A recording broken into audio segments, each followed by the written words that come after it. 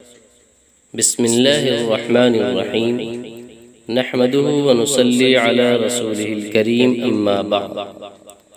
تمامی فرزندان توحید کو عید الفطر کی مبارکباد پیش ہے۔ اللہ تبارک و تعالی اس عید کو پوری امت کے لیے خیر و عافیت، راحت و رحمت کا ذریعہ بنائے۔ عید الفطر اسلامی تعلیم کے اعتبار سے خوشی کا دن ہے اور اس کے لیے مستقل نبی اکرم علیہ السلام کی ہدایت اور آپ کا اسوہ مبارکہ ہمارے سامنے رہنا چاہیے۔ حضرات فقہاء کرام نے لکھا ہے کہ عید کے دن صبح سویرے بیدار ہوا جائے، صفائی ستھرائی کی جائے، نہایا دھویا جائے اور جو اچھا سے اچھا لباس ہو وہ زیب تن کیا جائے، خوشی اور مسرت کا اظہار کیا جائے۔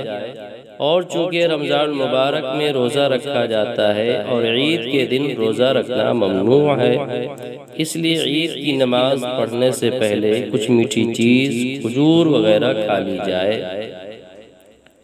اور بشاشت کا مظاہرہ کیا جائے اور حسب موقع عید الفطر کی نماز ادا کی جائے۔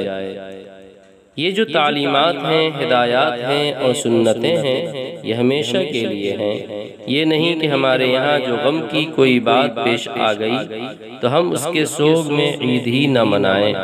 عید کی جو سنتیں ہیں اس کی ہم تعمیل ہی نہ کریں، عید کے دن بھی غم کا اظہار کریں، یا مثلا آج کل لاک ڈاؤن کے حالات چل رہے ہیں یا وبائی بیماری چل رہی ہے، اس کی وجہ سے ہم اپنی عید کو پھیکا کرنے کی کوشش کریں۔ یہ بات مناسب نہیں۔ عید اپنی جگہ پر ہے اور حالات اپنی جگہ پر ہیں، حالات آتے رہیں گے اور جاتے رہیں گے، لیکن عید کو ایک مذہبی تقریب کے طور پر ہر مسلمان کو منانے کا اہتمام کرنا چاہیے۔ کسی کے پاس وسعت نہیں ہے، نئے کپڑے نہیں بنا سکے تو کوئی بات نہیں، جو اچھے کپڑے موجود ہیں وہ پہن لیں۔ وہ غیر شرعی باتیں جو عام دنوں میں عید کے دن کی